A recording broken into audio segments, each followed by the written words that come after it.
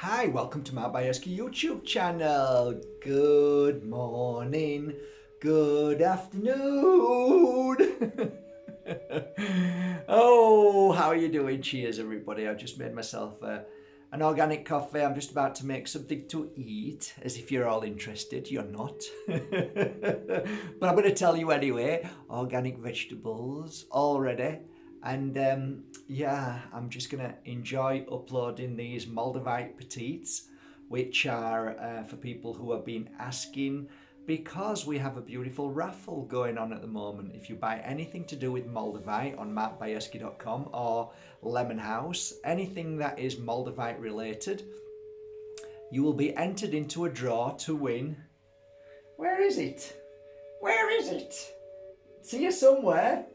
It's a £3,000, not euros, pounds, Moldavite Besesdnice Hedgehog.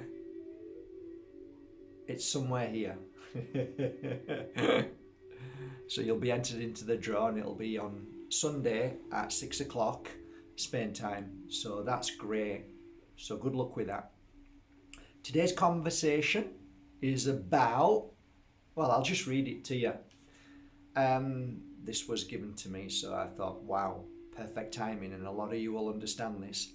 How can you tell if someone is working with good or evil? Basically, are you working for the devil? Ooh. Or are you working for love, kindness, if you believe in God, angels, spirit? Very interesting. Very interesting. Why am I being asked that? Why am I seeing posts everywhere with the so-called Bible bashing brigade has started again? Where did you all go, guys? If there's anybody watching this, where did you all go? You disappeared for a while. Wasn't that you were frightened, was you? You weren't scared that you might die. Here's a quick one for you. If you really are a Bible believer, then isn't there such thing as the afterlife? So why would you even be frightened of death? Where did you all go? Anyway, you're all back again now. You're all banging them Bibles. They seem to have got bigger as well. I don't name and shame anybody. I never would do that.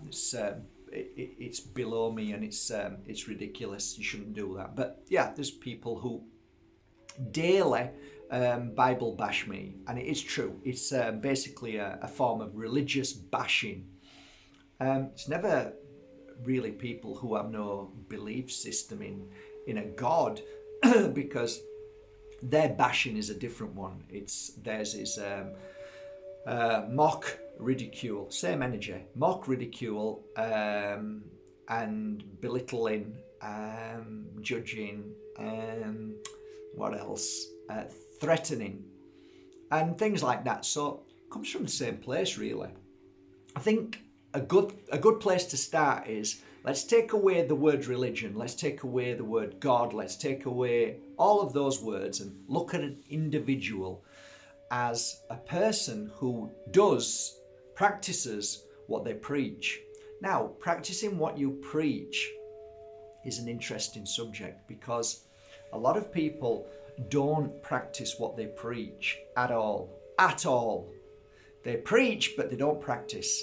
So it's a form of ease to their mind that they feel as if they're doing something, when actually, in fact, they're doing the opposite of doing what they preach. It's really incredible how it works. But if you look at it from a point of view of a man looking at another man, listening to him, forget the word Christian, Catholic, whatever religion is, forget that. Just look at that individual and see how they act.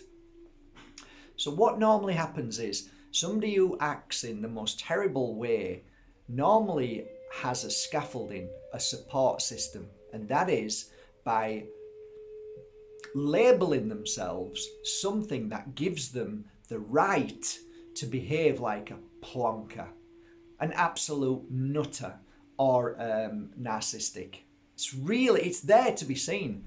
That's in every field of work, whether you call yourself a spiritualist and then go out there and beat people and scream at people and be angry. This is where it all falls apart in my world. And I saw this ages ago. I thought, you're not anything that you're preaching. Everything, what you're wearing means nothing. The headscarf, the face thing, whatever you're wearing, whatever cross or that's means nothing. Means absolutely nothing in my world. Because for me to understand somebody, I've got to see your actions. Actions mean everything to me. So, and the one beautiful thing about actions is you can't lie. Actions don't lie. That's why if you pretend to be somebody, you'll slip. If you pretend to be something and say you're somebody else, you'll slip. Something will come out. And that's what I watch out for. That's what I see. So words written to me in anger, people saying things at me with judgment mean nothing. Mean nothing. They're all empty and hollow and meaningless. But watching you, the real you, watching your everyday actions, reactions, that's who you are. No labels, no religion, that's who you are. Yes, but I'm religious. No, you're not, mate. This is who you are, you. Don't hide behind that. Get that away. I've seen too many people in cloths touching little boys. Don't even go there. You are who you are. Your actions speak volumes in a world of deceit. So now we've got that over, let's just break it down, shall we? How to tell if someone is working with good or evil? Well, let's take my last message from a so-called spiritual religious person who claimed that I was working with the devil. It went something like this.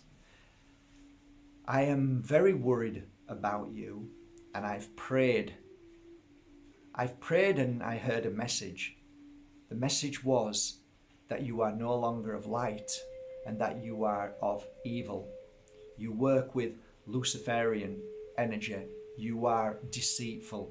You are despicable. You are everything that we are working towards. I pray for you, but please remember that you will burn in hell. It went on, and at the end of it, I read it because I think it's always important to always be open-minded and look at it and say, okay, look at it with a stand back. Don't be affected. Just look at it and turn it around as if you're going to write that to somebody else. So I like to do all angles. And I looked at it, I thought, okay, let's just start by saying this. I have never in the time that I've done, let me rephrase that.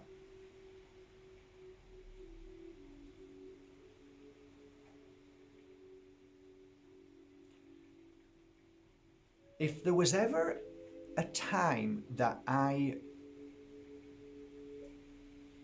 attacked anybody for not knowing who they are,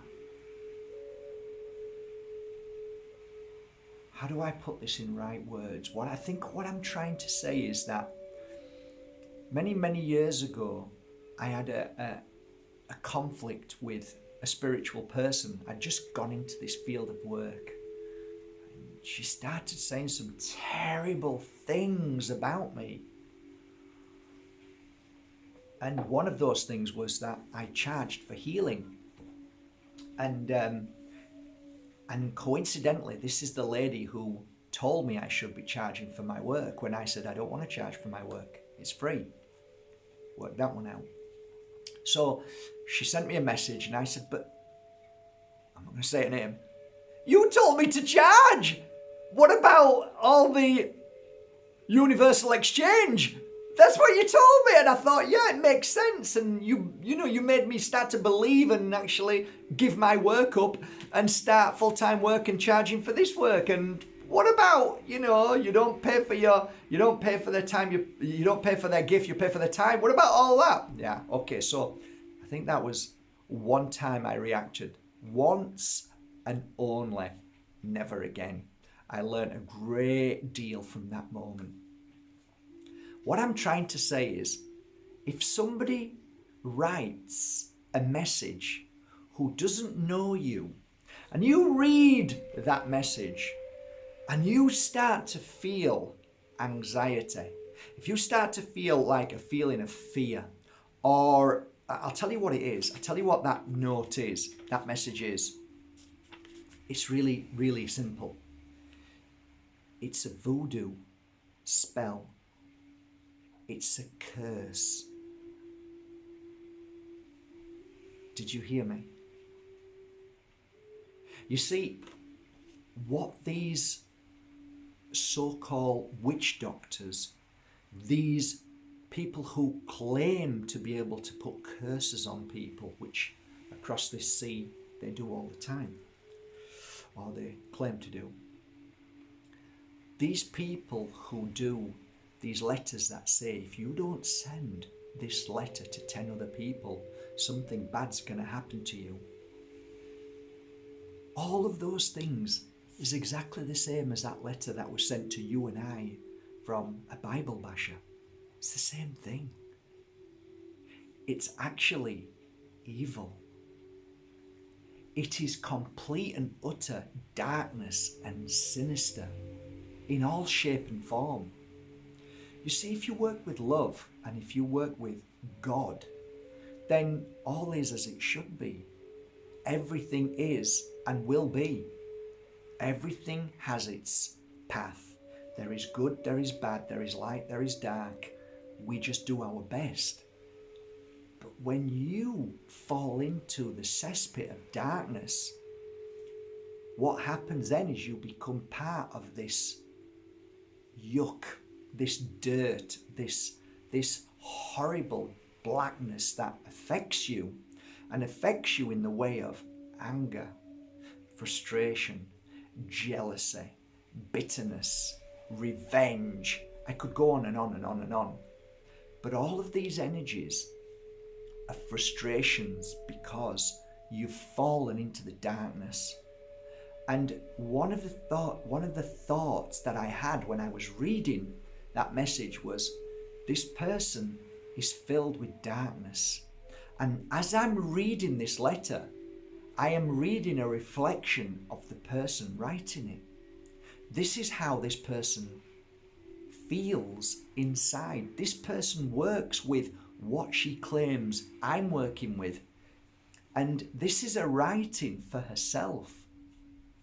If you've ever heard me say, when I used to read for the thousands of people over the years, I used to say that when I used to read, all of a sudden I used to think, whoa, this message is for me. Even if it was really difficult and challenging to get. Sometimes when I wanted to turn away from it, I realised, no, this is for you, Mark. This is as much for you as for your client. So we become kind of like a mirror. Do you know what working with good God is?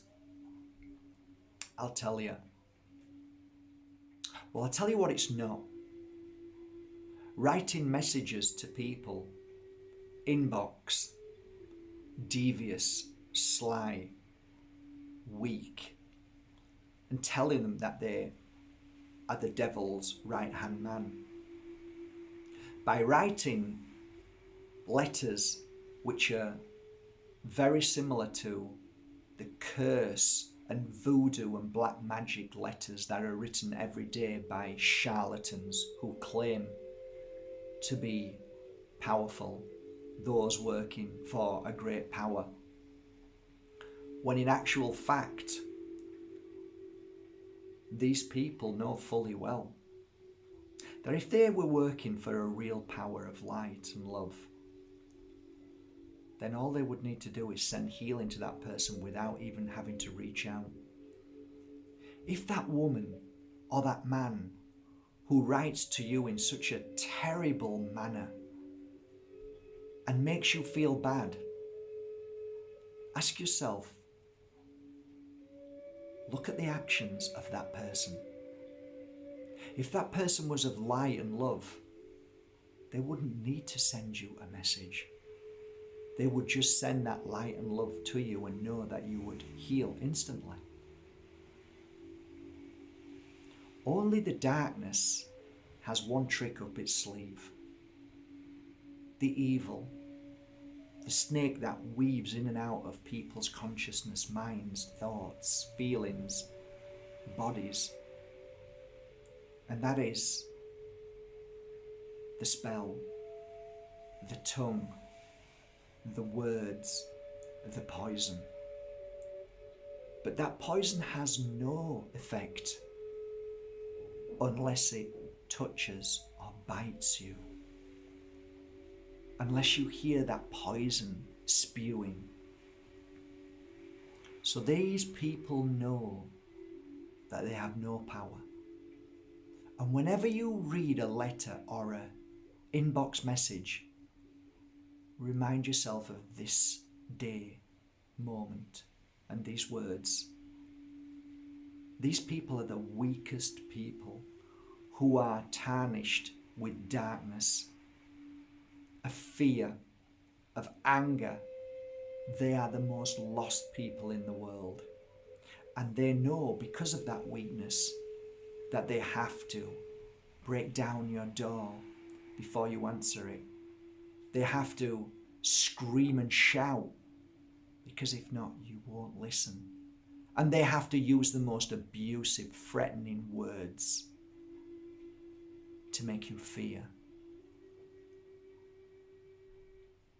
Why? Because they know that's the only trick in the devil's book. Your own belief in their words create your own suffering. The biggest trick in the book. You see, if they didn't send you a message, they wouldn't be able to get to you. They wouldn't be able to suffer or make you suffer or make you feel ill. They don't want to change you into love. They want to pull you down into their weakness, as in their writing and their words and their fork tongue and their bite, which is poison. My friends, you know love and you know darkness.